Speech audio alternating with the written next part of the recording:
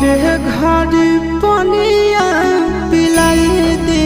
है जान गे कफन ओढ़ाई दी है टूटत ही जब प्राण गे मरे घर पनिया पिलाई दी है जान गे कफन ओढ़ाई दी है टूटत ही जब प्राण गे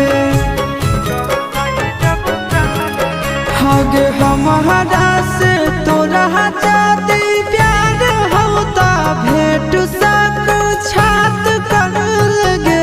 हगे सोनाया गावा हो भरती पाटनवा में आके